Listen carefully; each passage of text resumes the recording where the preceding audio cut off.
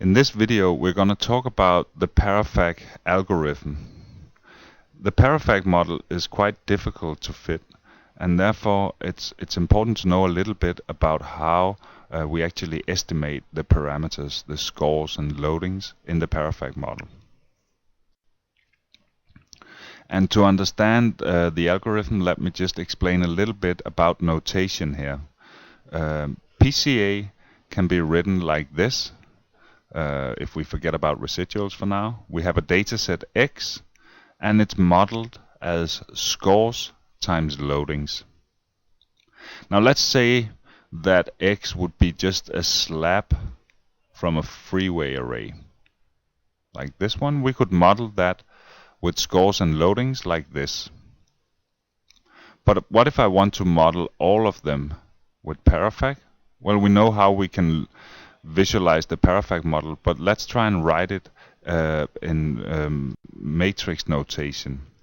It actually turns out that we can write the PARAFAC model like this. Every slab, so here we have the second slab, can be modeled like scores times loadings times a diagonal matrix. And this diagonal matrix is just the kth row of the C matrix. Let me explain that. We have A, B, and C, so the matrices in our PARAFAC model, loadings for samples and variables, and the kth row of C is just this row of C. And what you see is that every slab is actually modeled in a way that is quite similar to PCA by scores times loadings, but then just weighted by this kth row here. So that's the little diagonal matrix that we add here. So this is one way of writing a PARAFAC model. It looks a little bit unsymmetric, but we do know that the PARAFAC model is sort of symmetric in A, B, and C. If I rotate my freeway array, well, then I would just change the position of these. So it might not be the most intuitive way to write a PARAFAC model, but it does allow us to write the PARAFAC model using linear algebra. Note that the A and the B here is not the same A and same B as over here. It's just for convenience that I use the same name. Okay, so let's take a look at how we can actually make an algorithm. The algorithm that we usually use is called an ALS algorithm, which means alternating least squares. And I'm going to explain the ALS principle starting with a two-way algorithm. Let's say that we have X and we want to find scores and loadings. Okay, let's just take a look at one row here. Let's say that for now I have an estimate of A. It may not be the right one, but I do have an estimate. So what I want right now is to find B given A and given X. And let me just take a look at one row of B and the corresponding column of X. If I look at that, it actually looks like this. I know X and I know A, and I want to find B up here. And if you think a little bit about this, this is actually exactly the same as multiple linear regression. There we would just normally have Y and X, and we would want to find a regression vector.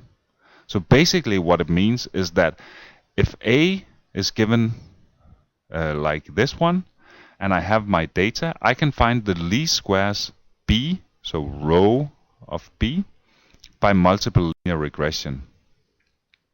It'll look like this. This is exactly the same as multiple linear regression. So I can find the optimal B given A in this way. Well, this is for one row of B. I can actually do the same for all the other rows of B. So for row 1, variable 1, I use column 1, variable 1. For the last row of B, I use the last variable of B. And we can write all of these many multiple linear regressions in one step like this. So if you sit and look at this for a little while and go back and look at how MLR is defined, you will see that this is just multiple linear regression. And we can update our B loading with a given A in this way. And because we have a symmetric problem, if X equals A times B transposed, well then X transposed would equal B times A transposed. That means that we can also update our A like this. So if I know B, I can find the least squares A given B and X in this way. Okay, so now we actually have what could be an algorithm. What I have to do is that I have to plug in some numbers in A, and if I do that, well then I have an estimate of A. It might be wrong, but I have an estimate. So now I can estimate the least squares B. And now I have an estimate of B, so I can get a better estimate of A than the one I had up here. And I can simply go back and forth, until nothing happens anymore. And when nothing happens, I have converged hopefully to a solution. So I have found my model, my scores and loadings that give me the least squares fit. This is the principle of alternating least squares. Here we have shown it for a two-way problem, but we can do exactly the same for a three-way problem. And you can imagine that you just go through estimating A, B, C, A, B, C, A, B, C, A, B, C until convergence. And that is exactly what we do. The actual algorithm will look a little bit ugly because we have difficulties in writing the PARAFAC model using linear algebra. So in fact the algorithm looks like this, and it's not at all intuitive. But what is nice is that we just go through 3 steps of estimating A given B and C. Remember, this is just the kth row of C on the diagonal. So estimating A given B and C, estimating B given A and C, estimating C given A and B. And we go back and we continue until nothing changes. This is the iterative ALS algorithm. Each run through here is one iteration, and we continue with this until the fit doesn't change anymore. So the sum of the squared residuals. Now, this is not from an optimization point of view the most likely candidate for an efficient algorithm, but it's actually been the default algorithm for many years, in fact since the first paper by Richard Haasman in 1970, and it is still the most used algorithm. You can make better algorithms for specific scenarios, like if you have sparse data or huge data or whatever. But in general, this is a very interesting and efficient algorithm. And it also has a number of advantages. It's easy to extend this to multi-way data. So for example, 4-way, 5-way, 6-way, 8-way, 100-way PARAFAC models. It's easy to handle missing data using imputation, like we talked about in an earlier video. It's also easy to handle maximum likelihood fitting in the sense of doing weighted least squares optimization. And we can also add constraints. So if we want our estimated B to be non-negative, we can impose a constraint that we want B to be non-negative, or unimodal, or orthogonal, or many other kinds of constraints. And we will get back to some of that later on. So it turns out that this is just a very nice algorithm in practice. Well, there are problems with the PARAFAC algorithm and with the PARAFAC model. And we need to be aware of those potential problems if we want to build models, because every now and then we will run into these problems. What is it we're actually doing when we're fitting a PARAFAC model? Well, we're trying to minimize this expression here. We want the model to fit the data as well as possible in a least squares sense. So we want all the residuals to be as small as possible in a sum squared sense.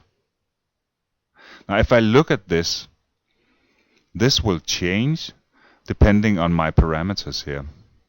So you can imagine that you can monitor this as a function of my parameters. If I change my parameters, I change the fit. Let me just look at, for example, one element, so one number in the A matrix. Maybe sample 1, variable 2.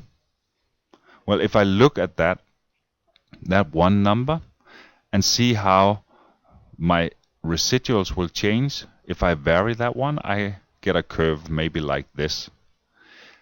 In actual reality, I would have curves like this for all of the different parameters. So it's a very multi-dimensional problem. But I'm just looking at one of them here to make a point. What we want is that we want to be down here for all of them simultaneously. We want the smallest possible error. So we want the parameter settings that gives us the smallest possible error. And as I said, we will stop the algorithm when nothing happens. So what does it mean that nothing happens? Random, stop, premature.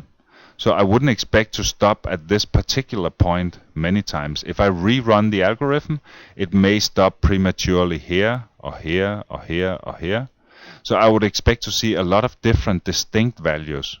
And that tells me that my definition of 0 is too sloppy. So I have to make a more narrow or more stringent convergence criterion. On the other hand, if I see many different but distinct values, then I have to be a little bit more careful, because then I have local minima and I cannot really avoid that. Maybe I can fit the model many times and just pick the one that has the lowest fit, but it's in general not a really nice situation. Let's just take a look at how we consider these things when we fit our PARAFAC model. And here's a little bit of the text shown when you fit PARAFAC in PLS Toolbox. And what you see is actually 4 different convergence criteria.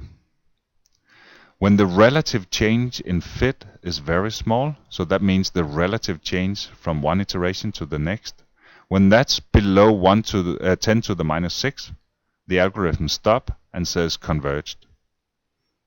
Actually, there's also a criteria for the absolute change in fit. When that approaches the machine uncertainty, so the uncertainty built into MATLAB, the algorithm will stop and say, I'm sorry, but the numbers are so small that I cannot assess when a 0 or a small change is present. We don't really want to stop because of that. But the fact is we need a stopping criterion for this, because otherwise the algorithm could continue forever. Also, we stop if the number of iterations will exceed some number. Here you can see it's set to 10,000, and we will even have a stopping criterion based on maximum time, so 1 hour. So once we fit a model, we have to make sure that it actually converged, and this one did converge. If it says here that it was terminated based on maximum time, well, then we know that the algorithm didn't reach this convergence within 1 hour, and maybe we should actually increase the amount of time that we let the algorithm run.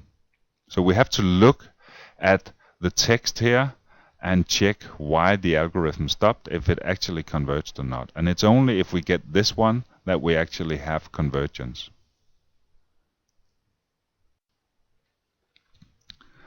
So what can we do if we run into problems with the PARAFAC model? Well, one thing we can do is that we can use different kinds of initialization. Remember that we start the ALS algorithm by plugging in some numbers into A, B, and C. So naturally, if we plug in some really nice numbers, we're going to have a easier time finding a solution than if we plug in some really stupid numbers. Now there are many different kinds of initialization that we can do. There is something called GRAM, which means Generalized Rank Annihilation Method. We're not going to talk too much about that here, but it's a kind of ad hoc solution to PARAFAC. So we can start with that to get a nice starting point. The problem with doing that is that if we do that, then every time we redo PARAFAC, we're going to start exactly the same place, so we're going to get the same solution. And that might be nice from an optimization point of view, but from our more practical point of view, we really would like to start from something a little bit more random, because then we can start many times and see how robust it is. So in general, if we think we have problems, it's a good idea to start with random initializations and see what happens. We should then be aware that random is maybe very far from optimal, so we're making our problem quite complicated, but it's a good way to check for problems. As I said, if we see that the algorithm is struggling not with local minimap but with just converging to different solutions, well then probably it is this one that we have to change. So maybe we have to decrease the convergence criterion to 10 to the minus 9th or 10 to the minus 11th or something like that, to make sure that the algorithm really doesn't stop until it's completely zero or as close to zero as we can get. So these are the two things we look into when we have problems with the model: the initialization and the convergence criterion. There are other things that we can consider, but that we don't normally consider on a daily basis. But we can use compression, which is helpful if we have really large data sets. We can do line search, and in fact all ALS algorithms use line search, but that's not something we usually play around with. It's just built in, and it helps enormously in speeding up the algorithm. We're not going to talk about that because we usually don't do anything about these settings of the line search during iterations. Or we could also change to completely other algorithms, and that is definitely useful and feasible. We're also not going to talk about that here because the algorithm we usually use is the ALS. But it's definitely interesting to look into other solutions, and there's been quite some work recently about alternatives, which is unfortunately not referenced here, but you can find it in the literature. Lastly, one important thing has to be mentioned when we talk about PARAFAC. PARAFAC is a strange model, and it's a difficult mathematical model. And there is one thing that you have to be aware of, and it's something called a two-factor degeneracy. This is an artifact that we sometimes see when we build PARAFAC models, and it has nothing to do with the data really. It is a mathematical artifact that we observe sometimes. The two-factor degeneracy is a situation where two components come out more or less exactly the same, but with opposite sign. You see an example here where we have mode 1, 2, 3, and in mode 3 these two loadings are more or less the same. In mode 2 they are also more or less the same, and actually in mode 1 they are more or less the same, but they have opposite sign. And this means that if I take the outer product of the first component, ABC, it's going to be very similar to the outer product of the other component. So, because they have opposite sign, they cancel each other. So you can imagine that no matter how big or small these components are, they don't actually contribute to the model because they almost cancel each other's contribution. When I add them together, they become approximately zero. This is an artifact. It happens in some situations where a PARAFAC model really doesn't exist. This is something that can happen if I build, say, a 4-component PARAFAC model of a dataset. It may be that such a 4-component model does not exist. A 3-component model may exist and a 5-component one, but not a 4-component one. So when we see this, we know that we have a problem. some interesting properties of a two-factor degeneracy is that they're going to increase the more iterations I do. And that means that you can think of it as these numbers here, the scale here, will just increase towards infinity, in fact. And at the same time, the similarity will increase as well. So the sum of the two will become smaller and smaller, while the individual ones become bigger and bigger. It really has nothing to do with your data. It's just a mathematical artifact, as I said. And so we really want to avoid that. We really don't want a model that has this problem. There are different ways to deal with this. Sometimes pre-processing, changing the pre-processing can help. Sometimes it may help to do non-negativity constraints that we will talk about later. Or sometimes you simply have to change to another model. For example, the Tucker model, which is an alternative to the PARAFAC model. The Tucker model does not have these properties, these problems. The Tucker model is perceived as more difficult by some, more difficult to interpret, but it really is a nice model, and it doesn't have any of these numerical problems that the PARAFAC model has. When you build PARAFAC models of nice data, so what is nice data? Well, it could be a nice fluorescence data set. Then you usually don't see these problems with two-factor degeneracy. But very often for less low-rank trilinear data that doesn't follow the PARAFAC model so accurately, you will run into this every now and then. So for example, we do quite a bit of PARAFAC models of sensory data. And sensory data is not as nice in a Beer's law sense as fluorescence data, and there we see problems with two-factor degeneracies every now and then. So be aware that if you have two-factor degeneracies, you have to deal with that not by really changing your purpose with the data analysis, but by changing something about the data so you don't see the two-factor degeneracy again.